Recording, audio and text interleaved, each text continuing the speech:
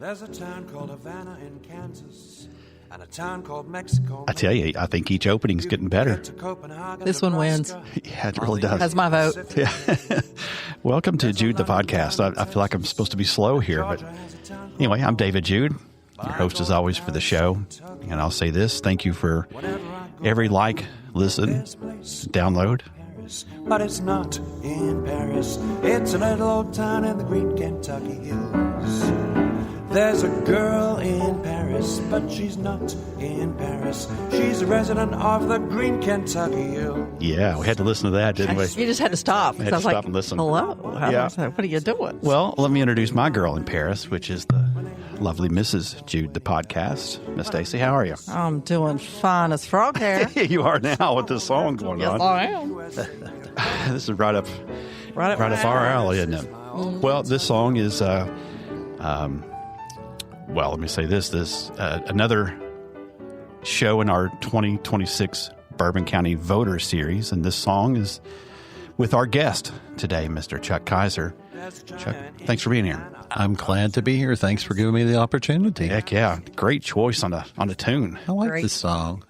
I do too. Hadn't heard it till you shared it with me. There you go. What is a great choice. First of all, great to see you again. Nice to see you. Yep. And we do appreciate your time of being here and just participating with us. I think it's a great opportunity, and I just want you to know that it means a lot to us. So, again, appreciate you being here and sharing some time with us this evening. Thank you. Well, all right. That was quite the introduction. I'm still stuck on the song. I am too. I'm like, okay, I've got to add that to the song list, and I'm ready to relax. All right. I'm rarely at a loss for words, but I'm kind of wanting to listen to the tune. I love it. Again. Yeah, I think it needs to be the theme song for Paris, Kentucky. It does. They need to bring it back. Yeah, They really do. They do it. Like that's. I'm extremely impressed. Yeah. Good job. Yeah, Good job. That was awesome. We're saying that about every guest, it seems like. Everybody's picking out a really cool been some song. good ones. There has been. It sure has. But This one takes the cake. it does. Nothing that's hit home like that. Everybody else needs to step it up. Well, listen, let's start the show like we have done with everybody else. Now, Chuck, you're running for County Magistrate out of Flat Rock. Is that correct? Flat Rock, yeah. right. Okay. And I guess you're a challenger. It's an open seat. Is that correct? It is an open seat. There are 3 Democrats that are running for the Democratic primary. There's 4 Republicans that are running for the Republican primary. So I'm up against 2 people in May. And from there, the winner will run against the Republican candidate in November. Gotcha. Yeah. This is the big race. It is the big race. This is one where there's 7 people that for some reason have decided that they want to jump into the political arena and put their hat in the ring and You're one of them. yeah, do the work for it. You know, I was part of a Millersburg City Council for over a decade, probably about 14 years. So I've got a lot of experience in that. And when Andrea and I moved back to Paris, I felt that there'd be an opportunity for me to do something. And this seemed like the right time. Yeah.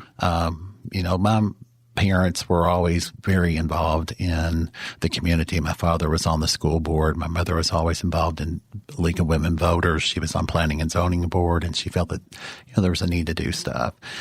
We lost my mom last year, and something just kind of said to me, it's time. Get involved. Get involved. Yeah, that's right. Well, I guess with that many candidates, they'll just make victory that much sweeter in November, right? Well, that's right. That's right. We can manifest something, and hopefully, hopefully, if the good Lord willing and the creek don't rise, as they say, I'll get there. So we'll see. Anybody can win unopposed. That's true. It's true, and there are some candidates out there that luckily are unopposed. They can save their campaign dollars and not have to worry about signs and all that other stuff. That's right. That's right. Well, let's kick off the show with like we've done with the other candidates, and that this is your time. And what we have done, and we'll continue here with you, is just to give you an open mic and say, Chuck, tell us what you want to tell us, and Sure. This is your time. Sure. A little bit about myself. I'm, of course, a Bourbon Countian, born and raised. I'm from a family that was here before Bourbon County was Bourbon County. We were Fayette Countians originally and didn't move here. We became Bourbon Countians when Bourbon County became a county. The Kiser home is still standing out on Peacock Road. It's currently is the home of Catesby Simpson, and it's an amazing property out there. We raised our 3 children here. There's Will, who is our oldest. Lindley, who is our middle daughter. She is a teacher in Harrison County Schools teaching middle school math, and she sure as heck doesn't get that from me. She's got to get that from her mama. And then our youngest is Addie, and actually you were Addie's tennis coach. That's right. So you were teaching her or coaching her at in 2020 during the pandemic when her senior year. Yeah, I guess it was. And it was just a bummer of a year for them. Bummer. Total bummer because it canceled everything for them. So, but she still loves to get tennis. She loves the new courts that are out there at the park and getting out there to play. So hopefully she'll still keep. That's right. She will doing that. Yeah, still keep doing that. But she's a nurse over in Mount Sterling. So, they're kind of spread around. Will's working at Toyota as an engineer and doing mechanical engineering and stuff for them. And he just got married last year. So we do have a new Mrs. Kiser in the community. And he and his wife live here in Bourbon County, live over on Ridgeway. So we're glad to have them here. But I did want to say just something real quick. Hello to my neighbors and friends here in Flat Rock and Bourbon County. As I mentioned, I am Chuck Kiser, and I'm running for magistrate because I believe our county government, we need one that listens, acts, and keeps its promises. I'm not running to be a politician. I'm running to be your voice at the table and to ensure our rural community remains a thriving place to live, farm, and raise our families. My campaign is built on 3 key pillars: responsible growth and protection of agriculture.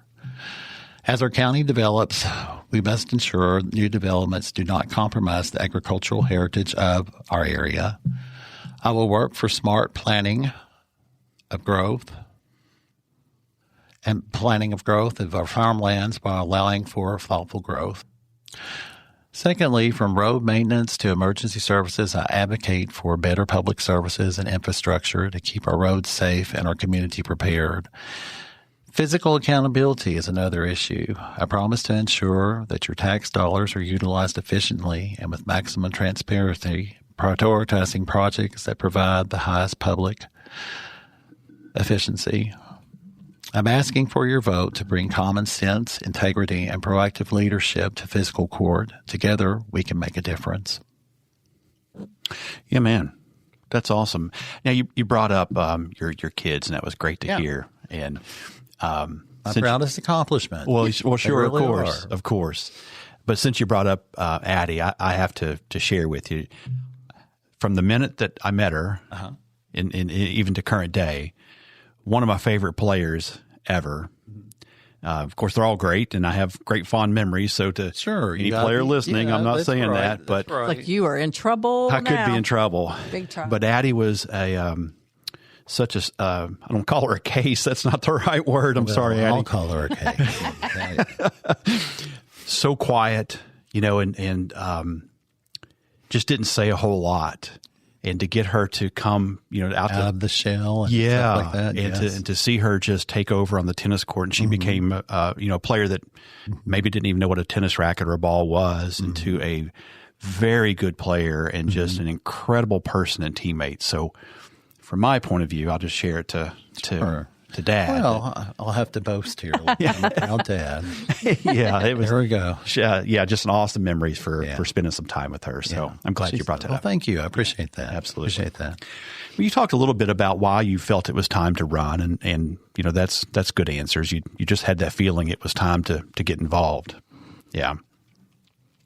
Let's move into the actual role as a county magistrate. So we're asking every candidate to say, explain what your role is, what does it look like, and what's your opinion, your thoughts on what the role of a county magistrate is? Well, a county magistrate is very similar to when you think about the city commissioner's role for Paris. You have a county role in that particular sense. You're going to have physical responsibility for making budgets, taking care of infrastructure issues, looking for sources for funding special projects and things of that nature, making sure that you're accountable for the proper use of those funds. And I think also that making sure that publicly everyone knows what's going on. There's been, over the last few years, there's been a lot of concern that things are happening that are not always out front. And sometimes you have to do stuff, preliminary stuff, to get the ball rolling and do your research and get those things out there. And it can be misconstrued as to, there's something under the table. And I don't think that's always the case. I think it's information. And there's better ways to do that. There's better ways to try to do that, whether it be more community information through the newspapers, or whether it be websites, or just general ways that you can spread the word to people.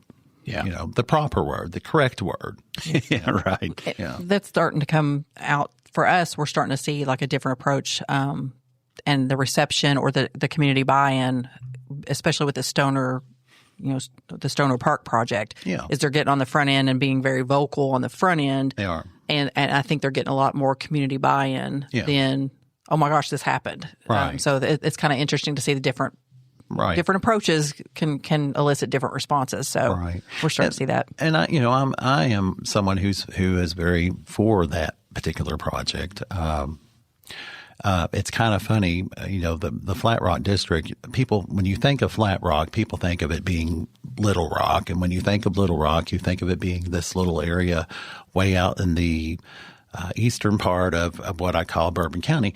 It's not. It's an area that pulls into Paris, all of the districts, all of the magisterial districts, even though they're called Centerville or Hutchinson Station or Clintonville or, I'm trying to think of the others right now, but there are seven. There's seven of them.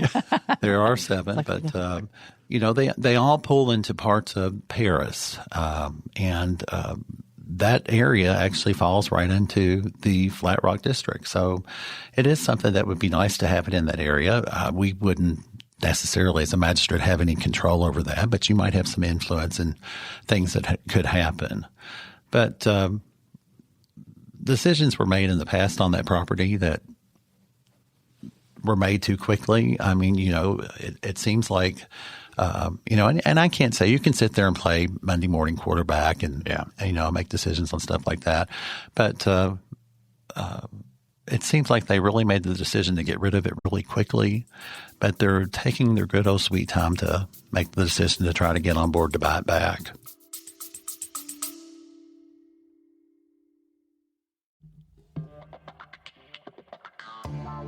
So you're thinking about hiring a private investigator, huh? Think knowledge, experience, and trust. Think DPJ Consulting. Listen, we're the folks you want on your team. Whether it's a criminal matter, corporate, or administrative issue, or maybe something more personal, you need to make the right choice for you. Our house of expertise at DPJ Consulting can help you with investigations, and that can mean a whole lot of different things. Pre-employment background checks, personal VIP security, and so much more. Check us out at dpjconsulting.com. Follow us on all of our social media platforms, or give us a call at 855-TEAM-DPJ. That's 855-TEAM-DPJ. Give us a call. It costs nothing to talk. It costs you everything if we don't.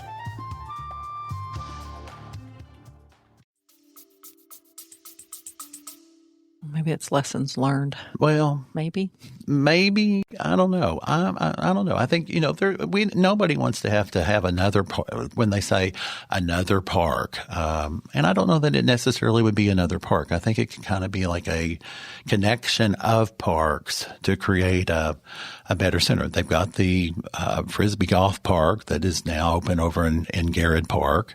That park has pretty much, when you think about it, now been abandoned. Everything has moved out to the new park on Millersburg Road. Road, which is, it looks really pretty. Some of the drone shots and stuff that I've seen online, it looks like, some really nice stuff going on out there. Those tennis courts look gorgeous. The pickle courts look gorgeous. You drive by, there's lights everywhere.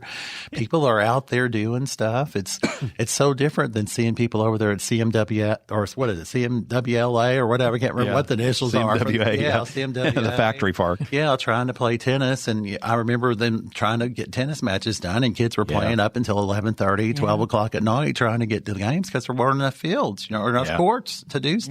So, but it's interesting to see that. But I hope that the right decisions can be made, because that is an interesting property. It is right in the middle of town. I would hate to see something happen to it and us lose an opportunity to have something nice for our community. Stoner Creek Country Club was a nice building. I think it has the potential. I think that probably it's been stripped of a lot of the features that it had, like it had a working kitchen, a commercial kitchen and stuff like that. I'm not sure what else left. Yeah. Is that property part of your district? It is part of the district. It falls, Flat Rock, actually covers most of downtown Main Street. In Paris, Kentucky. It takes a little bit of High Street. It's as far as a little bit of High Street. It follows into a couple of streets, a couple of blocks down behind the Paris Library. It meanders takes all of Claysville, goes out Winchester Road, cuts across into two houses on Claiborne. Not really sure why there's only two houses. Kind of follows a little creek through there. It's kind of strange how the landmarks or whatever that they used to do that. But it goes out North Middletown Road. On one side of North Middletown Road, it goes and cuts across. I'm trying to remember where it cuts across out there, but it doesn't go into North Middletown. It cuts across. Dang, I can't remember. College Road, I think. Mm-hmm. And then it goes out to Stone and all the way to the county line, which is out, I guess, next to Bath County, the Nicholas County line, back in through Jackstown, back into Glen Road, cuts across Glen Road, then it cuts it on this side of Cane Ridge and back into Paris. That is a huge district. That's huge. It's based on the number of households and based on the number of, I assume, voters and things within the area. I think before we started recording, you had talked about seeing some maps, and I had seen them years ago. I think I'm at least familiar with the image that you're talking about. Sure, but I didn't appreciate the fact that it came into town so much. I think I've just made the natural assumption that city commissioners deal with city limit stuff. Right. County magistrates deal with county stuff. But there's actually quite a bit of overlap between these two. There is quite a bit of overlap. And, of course, if it's within the city limits, we don't have a lot of say as to what happens within the city limits. But, we might be able to say, for our constituents, because we do represent people that are there. I represent people in Woodmont, Windermere. They all have concerns about those areas. I represent people on Stoner Avenue. We live on Vine Street. So, it's an area, Duncan Avenue, those homes and everyone there. We all, represent people throughout the county, and I would represent people throughout the whole county, not just Flat Rock, making decisions for everyone. Yeah. No, but that's really important to discuss. That's important to spend some time with, because at least from where my thoughts were just a few minutes ago, your constituents are certainly vested in the decisions of both the city commissioners and you as the magistrate. Most definitely. Yeah. And whether or not you have a say or not in the city, the city issues, one could certainly argue you most definitely do, because your constituents and your boundaries are within the city. Right. I think that's huge to point out. I don't think I appreciated that. Right. Well, it's also interesting in your city. It is nonpartisan. You have it's an open election. Anybody can run. It's basically through this primary. They're going to limit it down. I think they have 7 that are either 8 that are running, and they take down to 7, and then they'll get it down to 4 in November. So I think that's the right number that's on there. In the county, each of your magistrates, some of them are running unopposed. Some of them do have perhaps a Republican. Some of them have individuals running against them. For example, in our area, there's 4 Republicans that are running. Again, as far as on my side, there are 3 Democrats that are running. It's the hot spot, and it still surprises me. I think that was my first question. Was like, what's going on in Whitehawk? Yeah. There's something going on. It's the hot ticket. I don't know. Well, I mean, since you cracked the seal on the Stoner Creek Park, we might as well stay with that just for a second, because that is the hot topic. It is the hot topic. There's a lot of people that are for it. There's a lot of people who are like, I don't want another park. We don't need to have the taxes and all that other stuff. And where's the money going to come from? And, from what I understand, the city, of course, received their money back for what they were supposed to from the agreement with, I guess, with Mr. Wells, Bud Wells, from what he sold it for. He was supposed to get, the money back. I guess that's who it is. And I don't know that 100% ins and outs, and I may be saying stuff that I am incorrect on, but that money was to come back to the city. I think that they got it back. That was their part that they were going to put into it. Funds were going to be raised for another part. Grants were going to be raised for other parts. There are grants to try to create or fix the dam, because those dams are potential death traps. They can happen. There are dams even downstream where I live, which is what was called Kiserton. If you ever want to find Kiser, look it up on the map. It is on the map. King of Kiser. There is a map. There is a map. There is a map called, if you look on the map, there's Kiserton. You'll find it there every once in a while. It's interesting. I'll look at the news and I'll say, look, there's Kiserton every once in a while, because they'll have it blown up for some reason. If you blink your eyes, you won't see it. So, but there is, other dams that are down through there that have been created that, unfortunately, sadly, there was a gentleman who drowned there. So, there's the possibility for things to happen. Yeah. And you've heard on the other episodes where we've been a house divided, right? But of whether or not.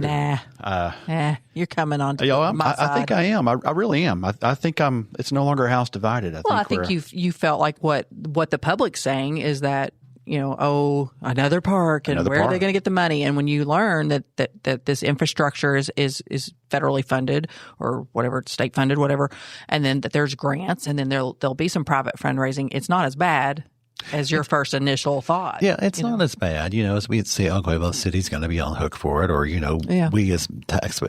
That's the thing. Yeah. Taxes are killing everybody. You look at it go up and up and up, and then I look at it go to, we're in, of course, and I can't think where you all are here. Is this inside the city, or are you outside? You're outside, so you're county, so you're barely county. outside of it. Okay, but if you all choose to annex, we would be in the city. Well, then of course you'll have city. We would love to have water.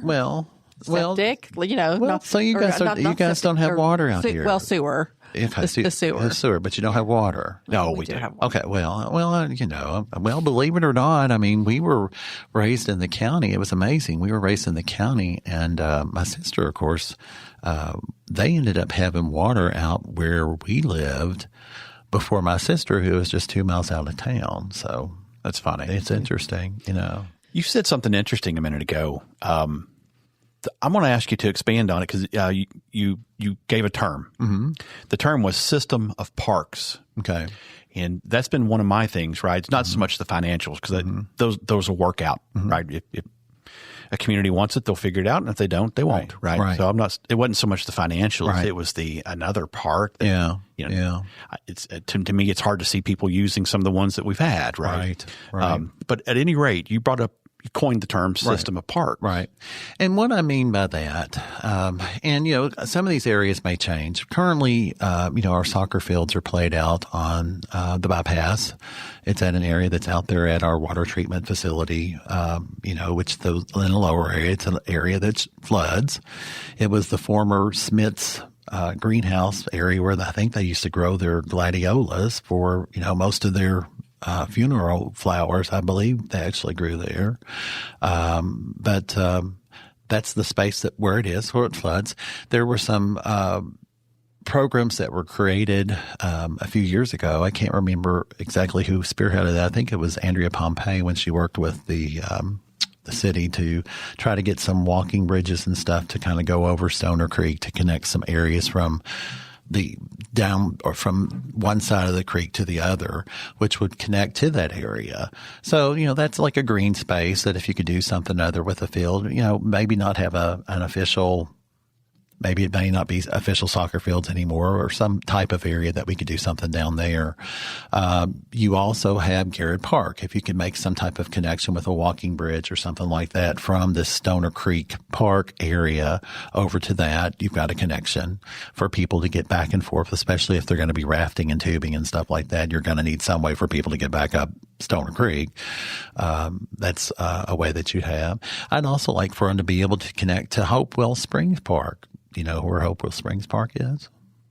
Is that the one on the 2nd Street Bridge? 2nd Street Bridge. So many people don't know where that is. That's really very important to Paris. That's where Paris used to be called Hopewell. Right. And yes, and I'm going to give you a little history lesson because, I like history.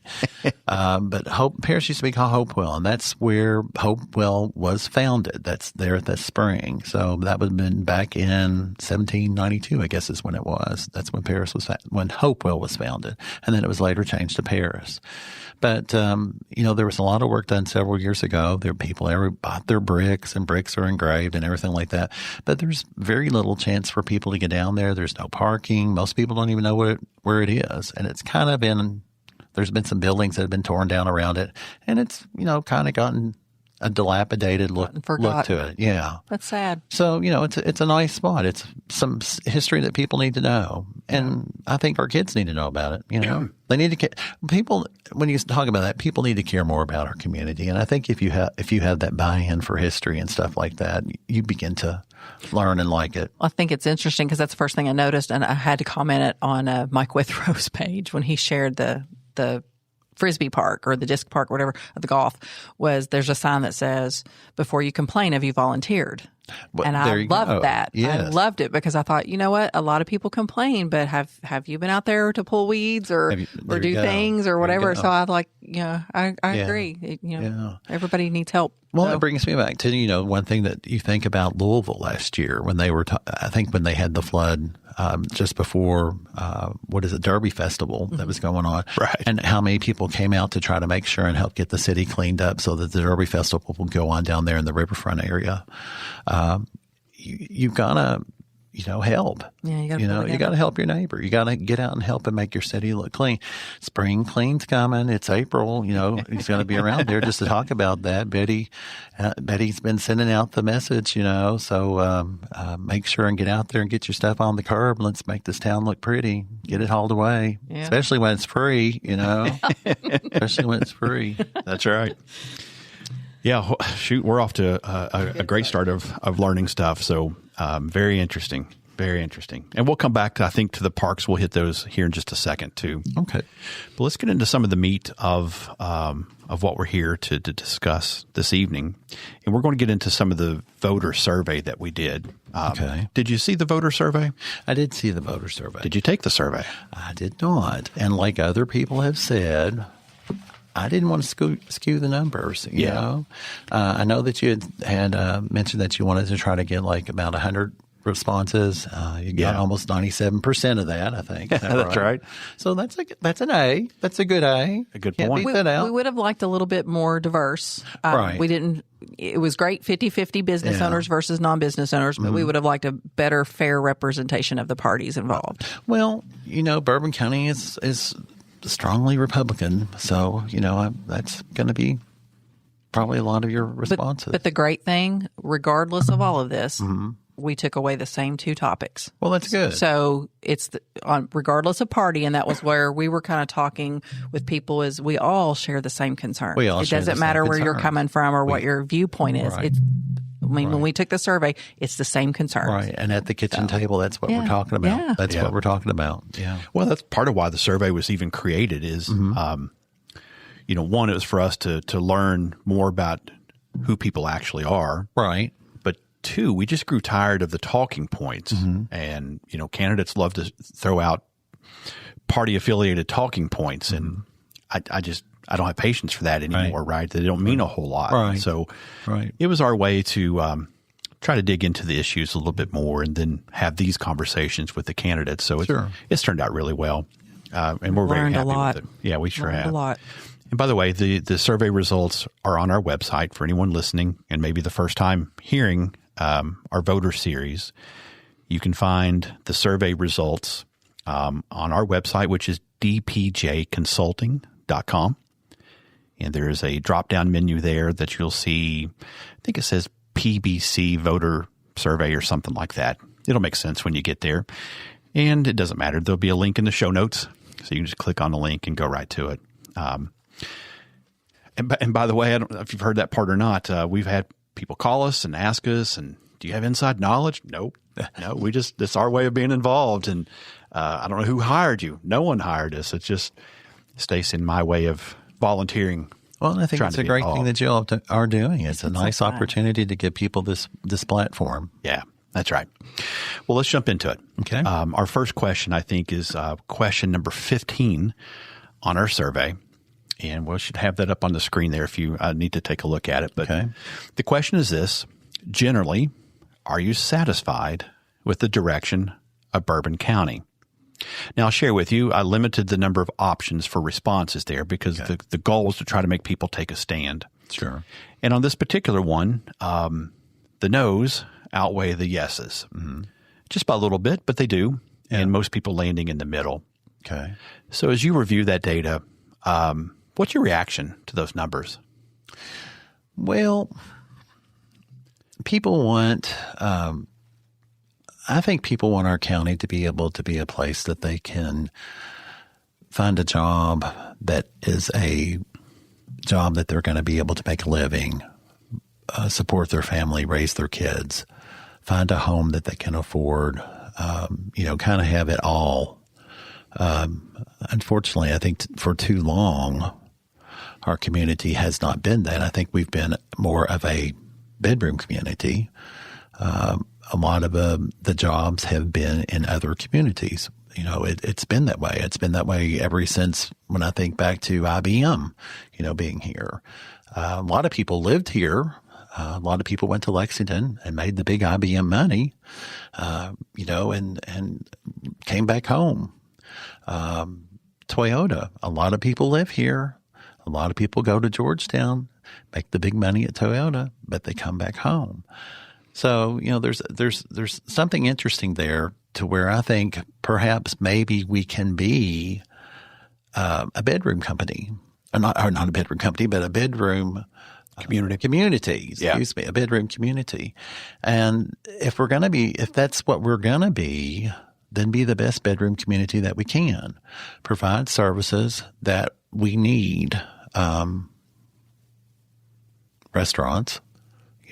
It's always fun to go out to a restaurant. We try to support all of our local restaurants that we can. I love a lot of our downtown restaurants that are there. I wish we had some more. I love some of the smaller restaurants that we've got down there. It's fun sometimes just to go into one of the grocery stores and just try to get something different, that they've got. I even love when they open one of the food trucks, and try to get some of the stuff from there. It's just kind of interesting, the different styles that we have. We've got some wonderful coffee shops, Lil's Coffee Shop, Happy People Coffee Company. It's neat to smell Marco coffee downtown when he's brewing his coffee. I've talked with him. He's my backyard neighbor. And so we've talked with him. I said, you burned it a little bit today, didn't you? And he's like, well, sometimes we like to get a good char on it. He said, it makes it have a better taste. But it's interesting because you can smell that, when he's done. It's like, oh, okay. He's like, no, that's a good batch. That's a good batch when we do that. But and it's interesting. He's he of course ships all over and has an interesting thing there. But we do have some niche markets. We have niche markets that are here in Paris. We have people that are able to make a living with that. We have Bobby Shiflett downtown who's making a wonderful living doing photography and everything like that. He's has quite a following. But again, if we are not able to, I don't say that we can't attract businesses. I think we are going to attract business. We've got our corporate parks, that are out there that have some wonderful companies like Hunt Brothers, things of that nature. We do have the parks there, or the corporations that are there right on the bypass, which have wonderful jobs that are available. They are supplying products to Toyota. So it's some of those satellite companies. I think that the road that they've got from 460 over to Georgetown, once it's completed, will provide better access for those companies to be able to get to Georgetown. I think it's rated for that. I hope it was going to be rated for that. I think it was. Well, that was the intent, I believe, for we it. We hope it came to fruition. Yeah, because I know they had to go all the way to Lexington and all the way to I-75 to try to get there before. That'd be a huge oversight if it wasn't. Wouldn't it be great? We've had a few. Well, there's some strange things that happen down through the years. But,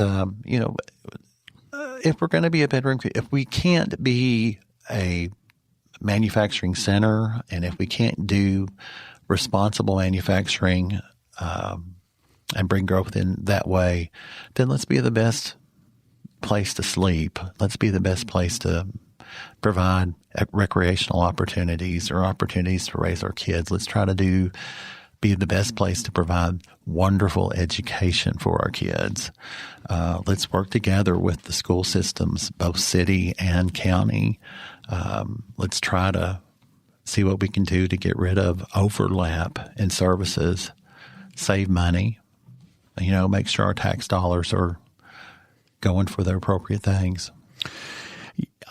Here's what I love about tonight so far.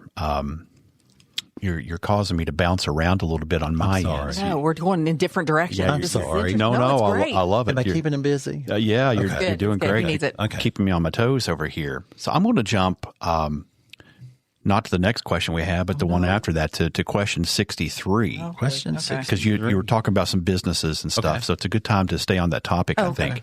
There we go. So let's dig a little bit more into your thoughts and visions on business. So let me set the stage a little bit for these questions. First, we don't know who took the survey. It's anonymous. Right. I don't know who took it. We didn't track any of that. Right. Do we know if they were inside the county? Do we know if they were? So they could be anybody. They were completely anonymous. Anywhere. They could be people from Washington State or.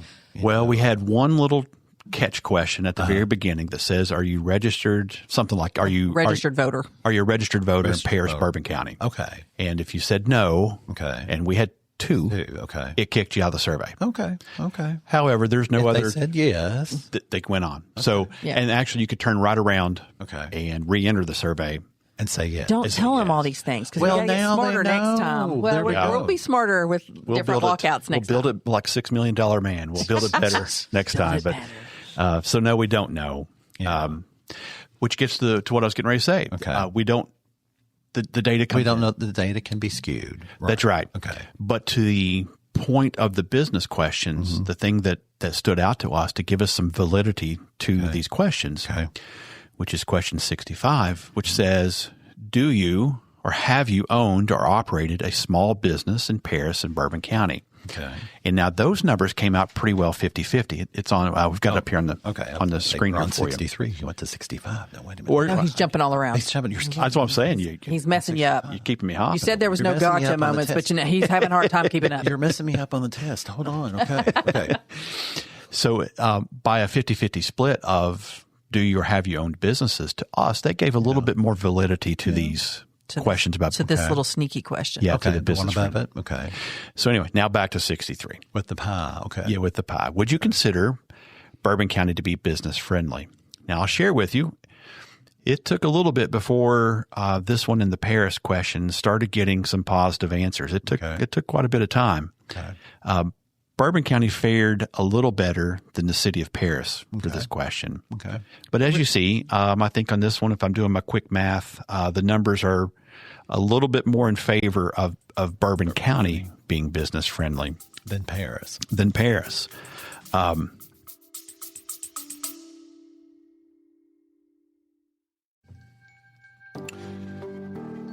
We are so glad to have Ugly Tent as a sponsor to the show. My longtime friend Kenny Dietrich is a subject matter expert in modern survival, bushcrafting, and preparedness. As he challenges us on the show, be prepared for the disaster most likely to happen to you.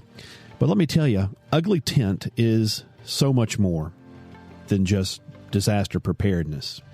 You need to check out the website at uglytent.com. That's UGLYTENT.com for a complete list of their products, their classes, and all the services that Kenny offers.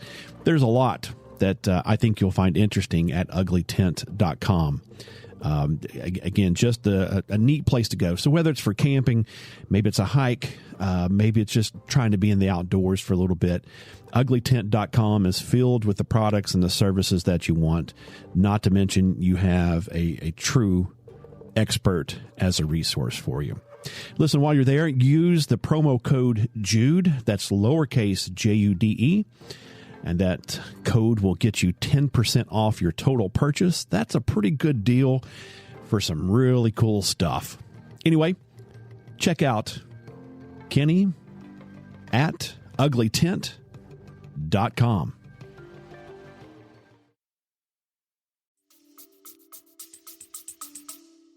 Do you want me to pull that one up so he can compare it? Do you think? Sure. I'm just going to think. There's Paris. Okay. I'm just going to, just some of the things that you hear, of course, on Facebook and people saying stuff, when you're sometimes upset with things, you hear a lot of stuff about utilities and services and charges and not being willing to take care of, if someone got a really high utility bill downtown and their store was completely closed for a month, or they've got not being willing to work with them to find out what's going wrong, or there being equipment that was wrong and, you've got this huge bill. I've heard there's been a lot of rumblings like that. That's no way to do it. You need to work together to try to fix the problem. And maybe that's part of the reasoning. Maybe there's other issues that are out there that are causing that. In Bourbon County, I've got to think, we've got, I'm just trying to think, as far as in Bourbon County, what people would be answering. Is it more agricultural businesses? Is it your farm? Is it your horse farms that are answering? I would think that it would be really easier in Bourbon County to. I do think some of the comments they had talked about, like some people, if they referred to the city of Paris, they were talking about regulations. Now we had a business downtown. Yeah. We had no major issues at all. And for us, we had a cute business downtown. We loved it, but that was the retirement plan. Yeah. So, but we didn't have any issues like with the utility. Like, so what some people have experienced, we did not. Yeah. And so, it's interesting to see because you're not sure if it's because they were older buildings. Well, we can't get much older than 1960 for ours. Right. But you all went in and didn't you do a complete renovation too? So, there you go. Whereas some of these other buildings may have older utilities, older stuff like that, and if you go in and try to start away, and I'm sorry, I interrupted you. Oh, no, you're fine. As we said, and we said, I'm going to be your interrupter. Well, no, you can interrupt me. You don't have to apologize. But it is interesting because, to me, we also know when we put out the survey, people that are not happy are going to be the first to fill it out. Right. And so, for us to say, well, it took a really long time for positives to come in. Right. That's because, we expected that. It takes a long time. People that aren't happy love to fill out those surveys. Yeah. And, for Bourbon County, Paris and Bourbon were both pretty close in the business friendly, but Bourbon County did fare a little bit better. Mm-hmm.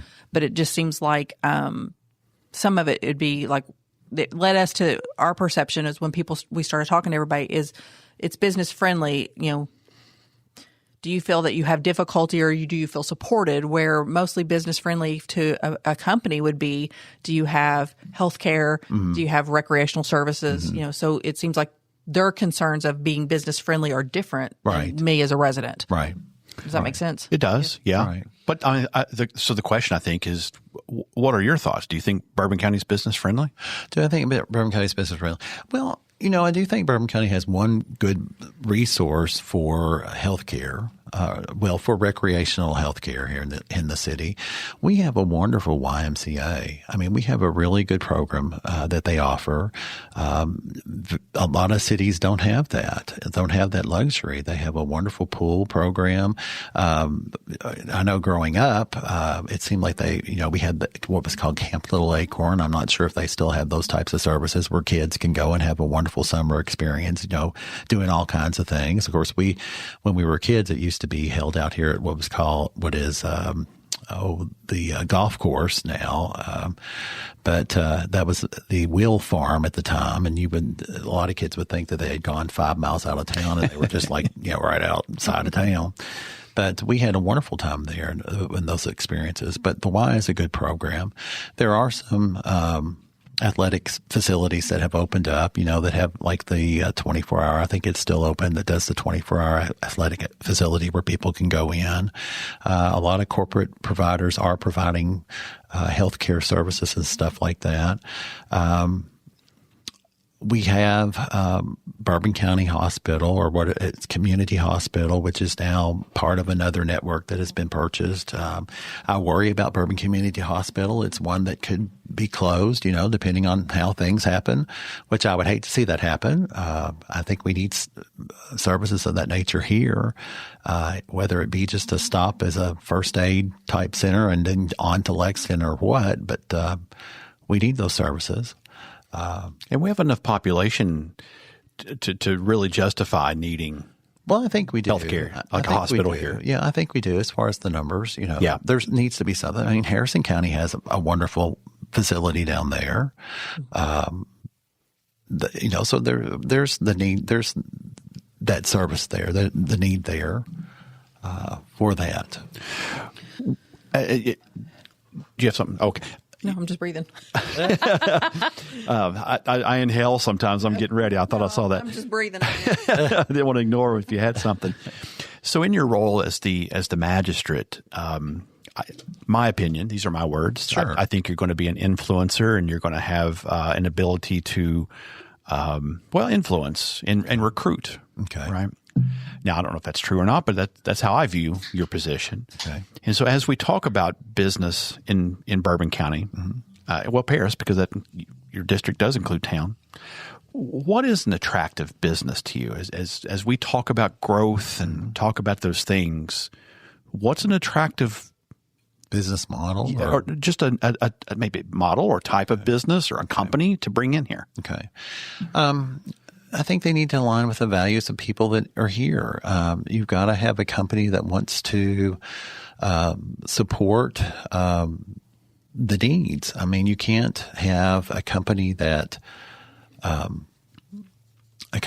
going to want to pay, be in here and work your workers to death. I mean, there have been some businesses I think that have been in here that have done that, not paid them well, have gone on and done other things or have promised stuff and then they were gone.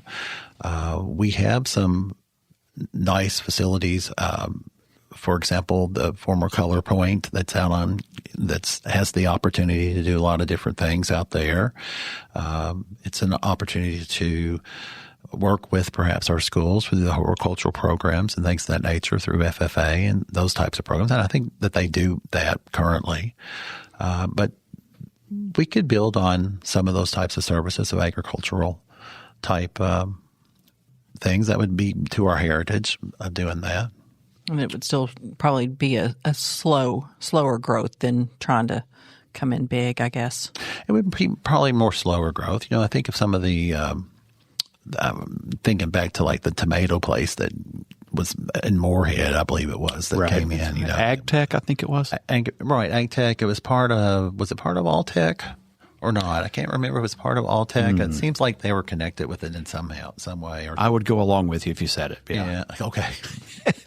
I don't know if it's right or not, but I'll go with it. Yeah. Good answer. Okay. No, there we go. We need a button that does that, don't we? There's maybe different ways that you can approach those types of programs to bring stuff in here. And give opportunities for kids to get started into a program.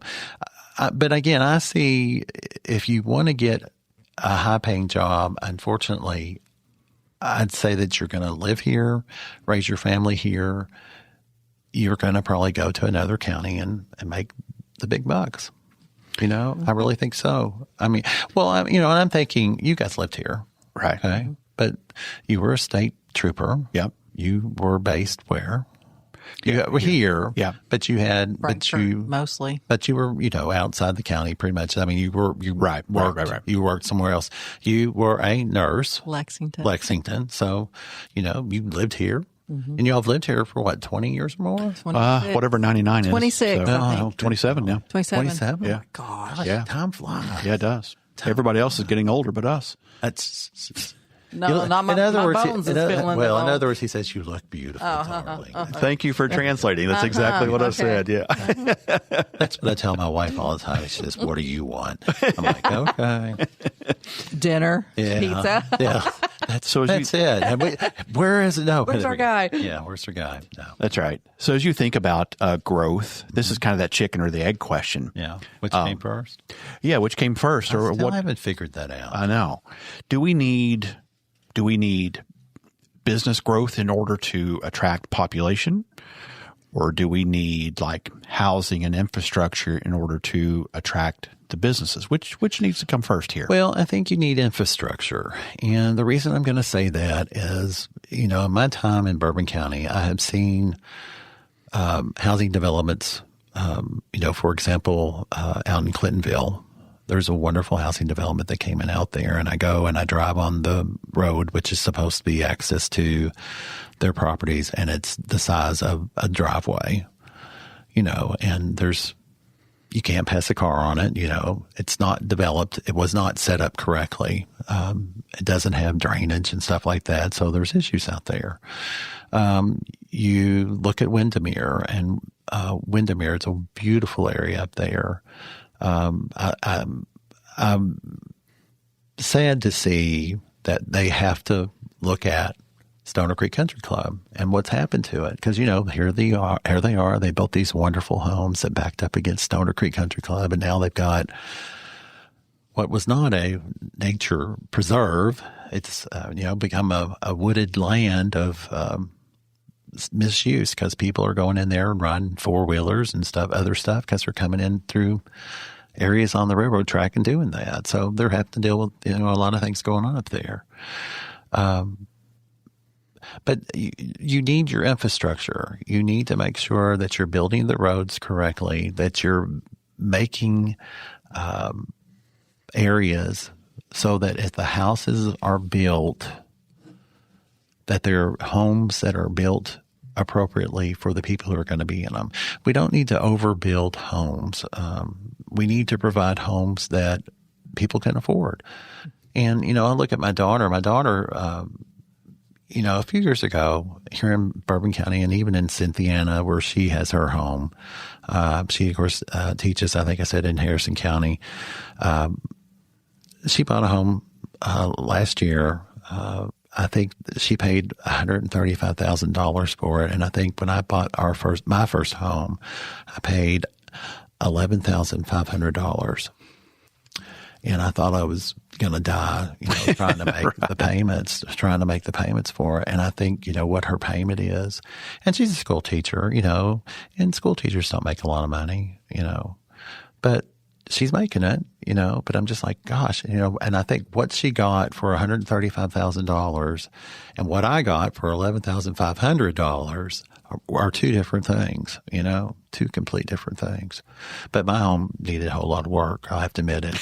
People, when they went in it, they thought I was crazy. They're like, oh my gosh. Well, we could squirrel in a lot of different directions about inflation and where does it stop? Where does the it will never stop. Oh, it won't. Salaries and price increases. Where do they stop? I don't know that answer. But when we think about infrastructure, one of the questions that we have is question 23, by the way, on the survey, which says, we had a bunch of comments, right? And, gosh, all over the place. But you've talked a little bit about it today about the backdoor deals, good old boy system, et cetera, that type of thing. And this lack of transparency is where a lot of these comments came from.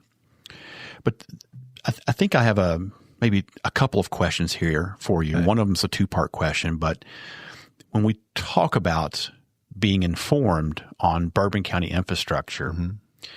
is the information out there for the public to see and learn? I think parts of it are.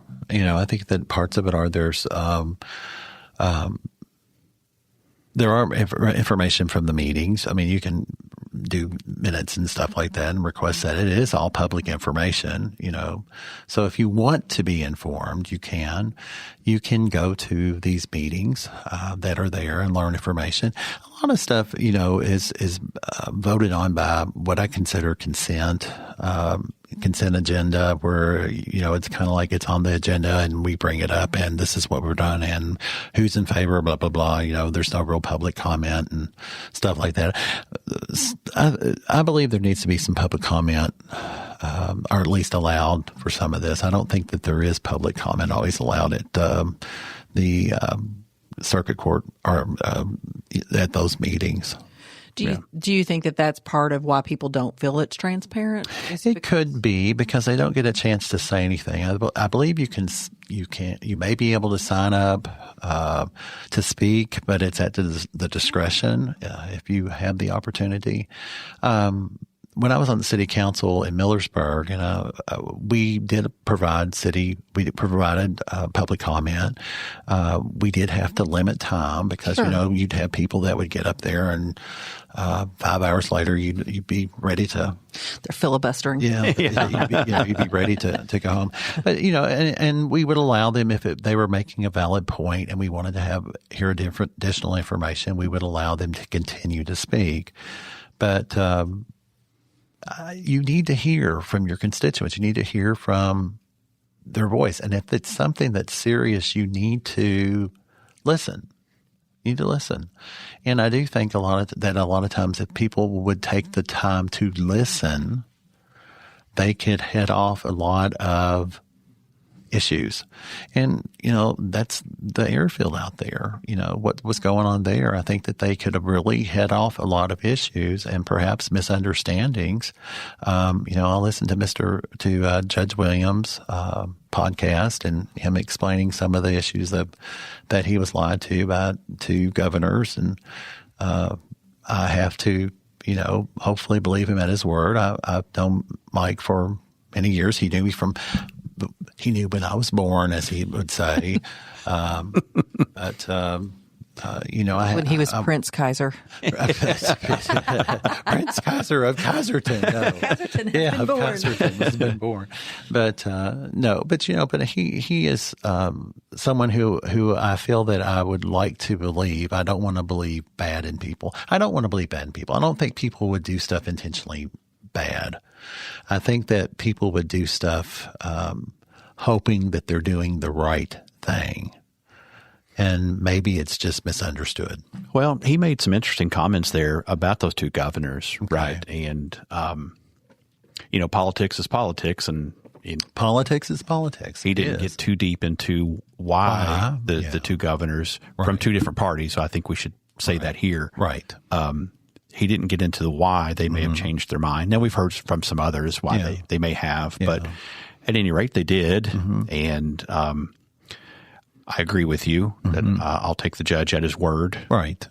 To say then I believe that happened because he told me. Right. Because I don't have anything to say otherwise. Right. We can't say otherwise. And what an unfortunate situation for him. Right. Or for you, after the election. Right. For anybody to have to, have egg on your face, going into a situation that you thought this is what's going to happen and then it's not, have the rug pulled out from underneath you. So, yeah, exactly. Yeah. Here's my two-part question for you. Okay. Because we've been talking about information and its availability and those type of things. So it's a two-part question here. Is it the county's responsibility to inform the public, or is it the public's responsibility to become informed? I think both. I think the county needs to make sure that It's citizens know what's going on. We need to know what's going on. We don't need to be surprised by this is going to happen, or your taxes are going to increase by this, or, we've approved this and now you've got to do this, or this ordinance has gone into effect. And you need to give a public opportunity to have a voice. And then also citizens need to get involved. I cannot tell you how many times we have held public meetings, or we have held conferences or something, or anything, even stuff about when programs are getting started, like the Stoner Creek Park project, when programs are just getting off, trying to get people to come in and start with those.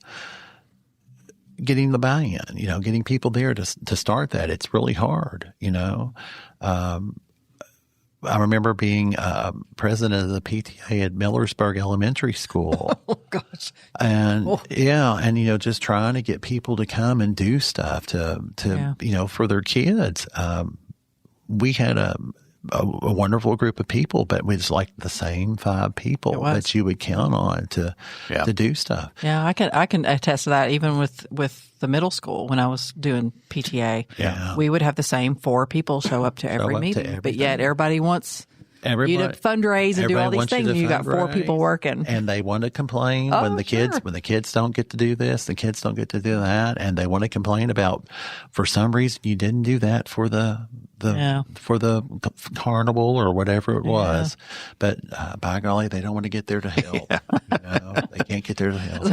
But no, you need to be responsible. Just because you're a citizen doesn't mean you can just have a free ride. You've got to be involved. I just found like it seems like people want to be spoon-fed that information, and we were guilty of it. That's the first thing we said is when we started learning from all these candidates, there's a lot we didn't know, and we just hadn't sought it out. And it's all, we're learning so much, but people have to be engaged. Well, it's another reason that this podcast, this series that we're doing was born, because, our paper does a good job. Right. But they're a weekly publication. And so simply because of being a weekly publication, they have interesting timelines that don't always mirror up to meeting agendas and timely information. Not that a podcast does either, but it's just one more way to get some stuff out. And so it's just an interesting mix to say, how do we go about these type of things? And anyway. Now, with where you all were raised, which was Boyd County, is that right? Okay. Mm-hmm. Do you remember back when papers, we used to have here in Paris, we had a Daily Enterprise. And the Daily Enterprise was about the size of the Lexington Herald Leader, I swear to you. Wow. How about that? Yeah, it was about the size of that. It was a daily paper. So, and it's amazing to think that much information could come out in Paris, Kentucky on a daily basis. But it was there.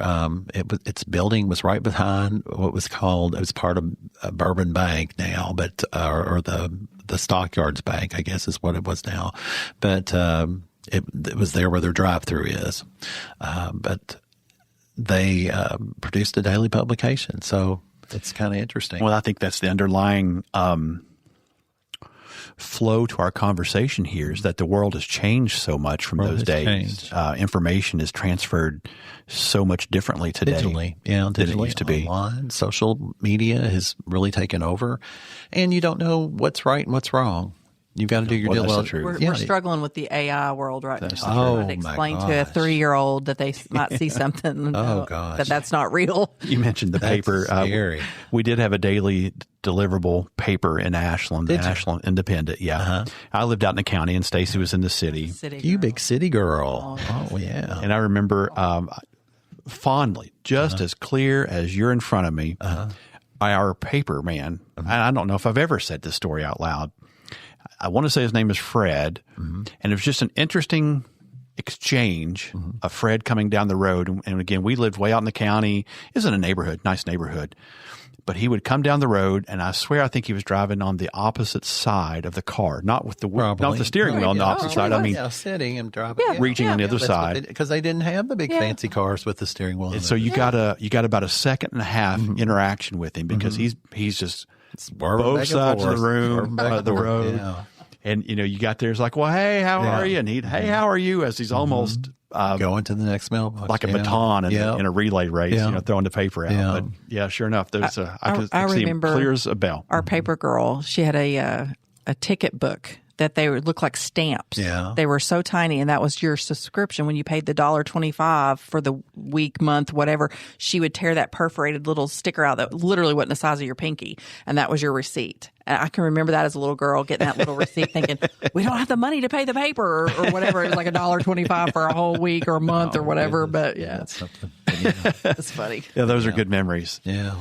We've talked a lot about the Stoner Creek Park. Let's go out Millersburg Road just a little bit. What's your thoughts on that park and its development? I think, of course, it's been, kind of slow running when you think about it.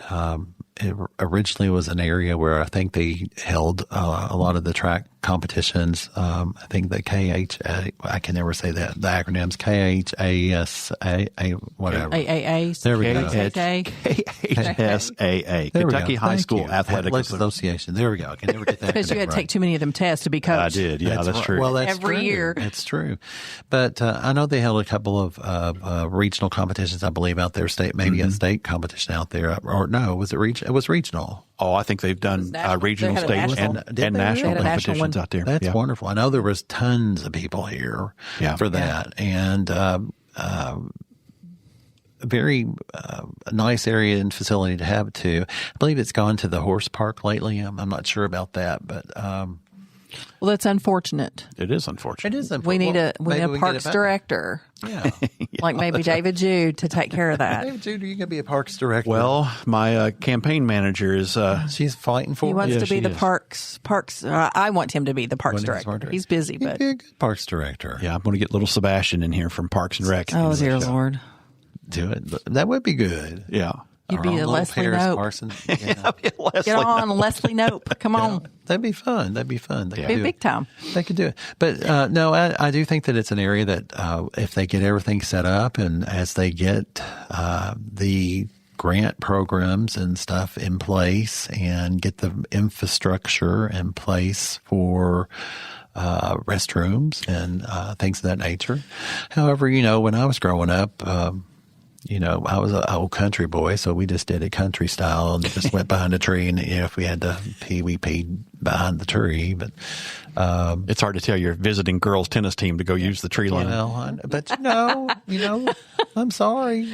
Get in the bus. We're going to Wendy's. I'm sure there's some country girls in there too. I'm sure there They've are. had to go country style. Hey, if it's bad enough, you will. Yeah, they've had to go country style too. Yeah. But, it will be nice once they get everything out there.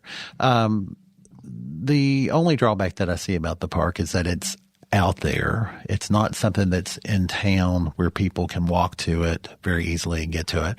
I mean, it's when you think out there, it's not that far. Perhaps they might be able to make some type of connection via a bikeway or something along the railroad track. I don't know if that's something they could do or something of that, and it's not that far when you think about it. If you're riding a bike, I don't want to walk. 30 years from now, it may not be far at all. Yeah, but Maybe you in the think, middle of a neighborhood. 30 years from now. When you talk about that squall. But that's an interesting thing. Bringing it back, a lot of agricultural land is not set up to be developed here in Bourbon County. And to be honest, I was surprised that was able to be developed. I did not know that until we listened to it may have been Mr. Williams or Judge Williams talking about some of the lands protected, because all we've heard because of our location is about the eminent domain and people losing their mind about eminent domain. And so when you talk about it, there's a lot of land that's protected that will never be touched, or I think one of the candidates had told us that you can apply for that. Like if you don't want your farm touched, but it's forever. Like once you do that, it's forever. Do you think it's the eminent domain because of the airport? Is that what you're talking about? I think so, but I think now everybody's just like I've heard that buzzword everywhere, and I'm like, I don't think that's how it works. But right, but I do have to be honest. Your all's road, Clintonville Road, needs some help. Yes, it does. It's needed help for years. What has they're running off in our front? Well, yeah, but I mean, it's needed help for years. It needs to be wider. I don't know that it needs to be a big 4-lane road through here, but you need to have some curves and some areas where people can make a little mistake. I mean, I love Amy Boone, but I don't want to be on her porch when I run off the road. Yeah, no kidding. That little spot scares me to death. Yeah, and I'm sorry, I like to go faster than 35 through here. Well, you're not alone. I can tell you that. We used to have a radar gun. We'd sit up by the edge of the driveway. You used to have a radar gun. I bet you did have a radar gun. We'd sit in a lawn chair and just clock people and scare them to death. We just had fun. Yeah. That was fun. So here, I said I'd have no gotcha moments, and this is not intended to be a gotcha moment. See, here we go. I know. But you brought up the land that can't be developed. Yeah. Excellent point. But we've not asked, do you know, and this is not a gotcha moment, is the land between city limits and the Millersburg Park able to be developed? I don't know that it's necessarily set aside for that right now. Yeah, it's a good question. I don't know that. If it's necessarily set aside for that. Well, I mean, you think about it. Surely, right? I mean, why would you build a park and then not be able to?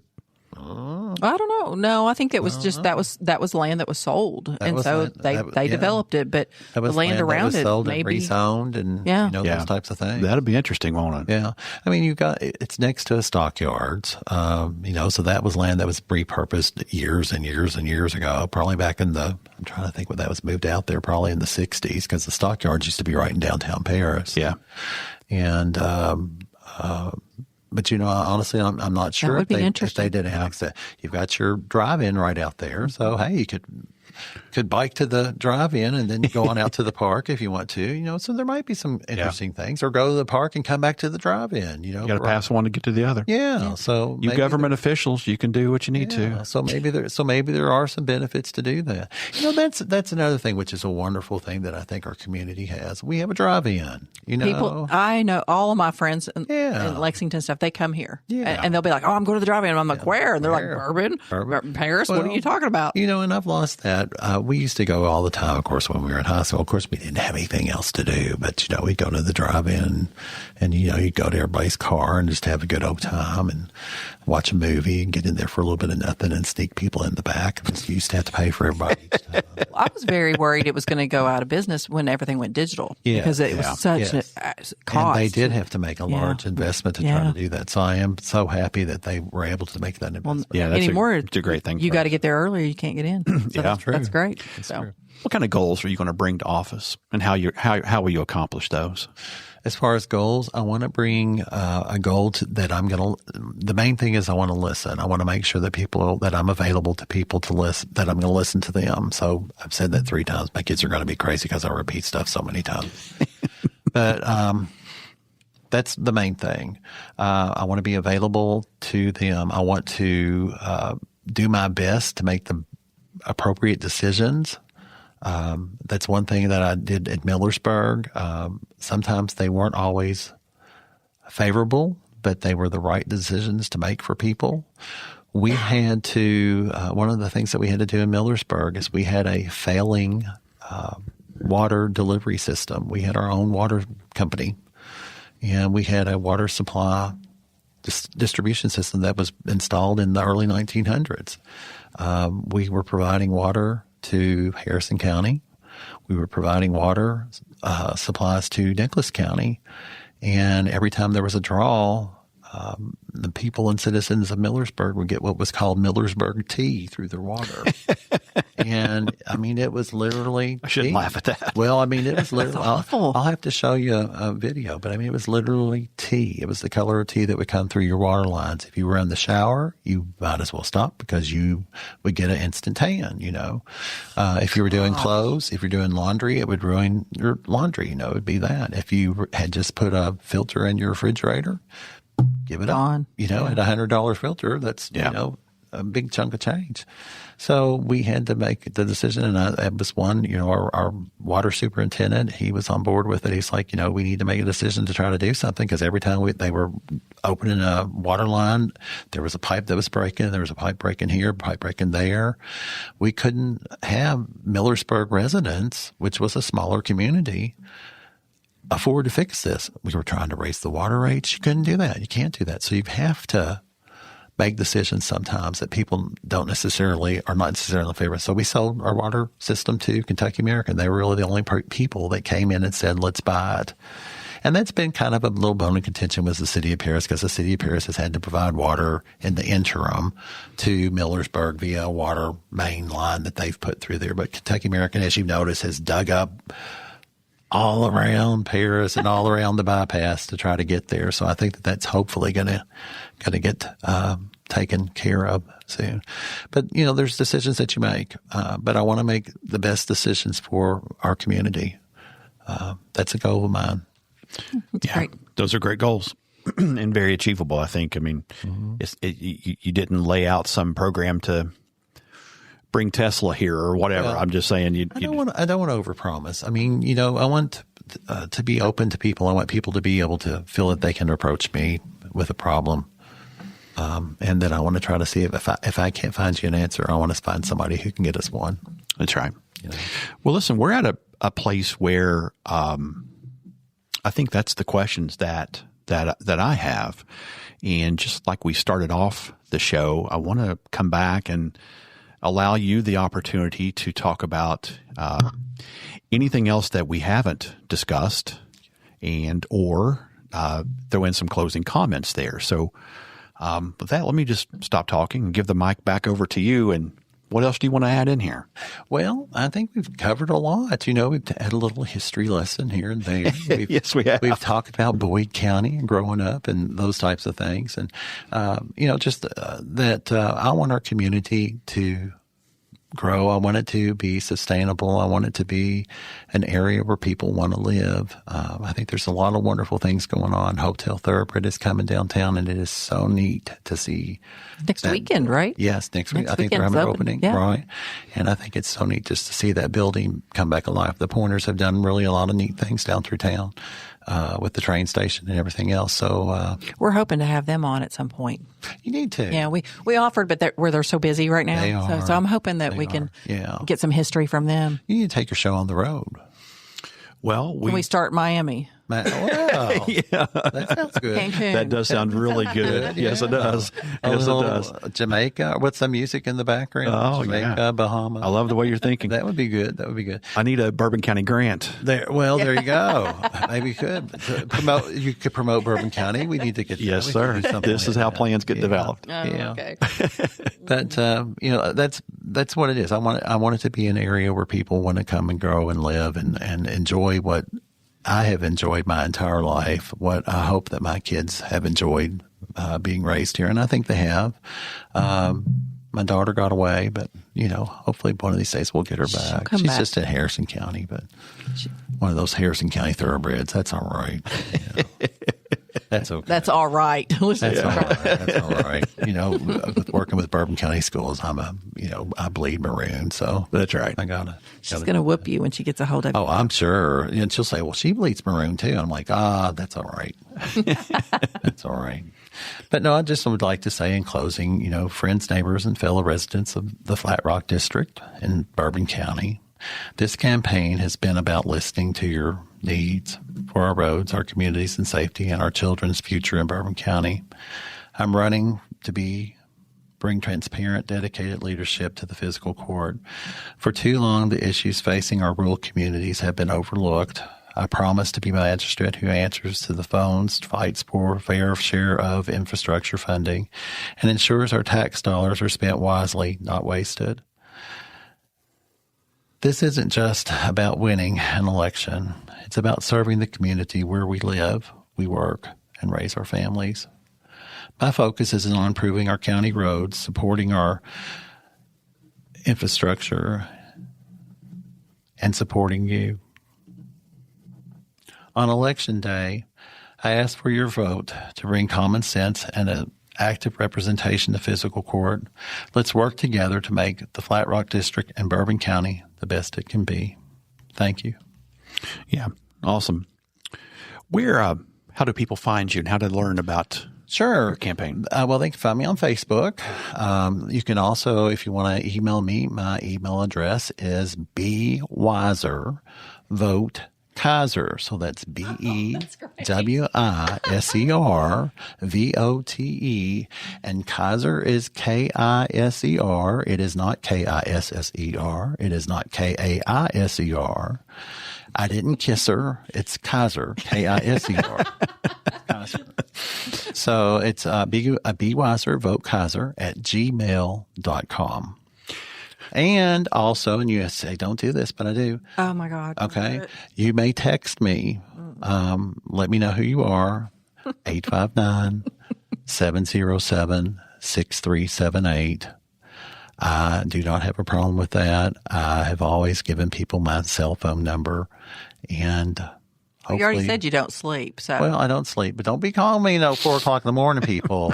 Don't be calling me 4 o'clock. Out your all's numbers. You're crazy. I mean, seriously, don't be doing that. You'd be crazy. We need to do a follow-up show to see how many people have reached out. I know. I'm telling you, I was like, y'all are crazy. Yeah, but no, seriously, text me. Let me know. I'd like to hear your comments. Let me know what you feel Bourbon County needs and how we can help you. Yeah, excellent. Is the Facebook Chuck Kiser? Chuck Kiser. Yeah, okay. So make sure I had the KISER. making sure I had the right spot. Well, I'll say this to you as we listen to this great choice. Well, you better hurry up. You got 30 seconds of music. Start singing. I know. I'm trying to watch the timer. Better hurry up. I'll say this to you. Let me see where I'm at here. Really you better quick. Stop it. There's a London all right, we'll Texas, let it do it. And Georgia has a town called Rome. But I go to Paris, Kentucky. Whenever I go back home, there's a place called Paris, but it's not. Come on, Stacey, get into it, girl. Oh, I love it. It's a little town in the green Kentucky hills. There's a girl in Paris, but she's not in Paris. She's a resident of the green Kentucky hills. I'll say this. She's a sweet Kentucky babe. Congratulations for putting your name in the hat. I think it takes a lot of courage to do what you're doing, to run for office. Regardless of the outcome, I think you're to be applauded for that. Thank you. I think it means a lot. Thank you. And that's a great thing. I wish you the best of luck in the campaign. I appreciate it. Thanks for being here. Nothing's guaranteed. I appreciate it. That's right. Thanks for spending time with us, and best of luck in this election. Thank you for getting this format and platform. There's China in Indiana, Brazil in Tennessee.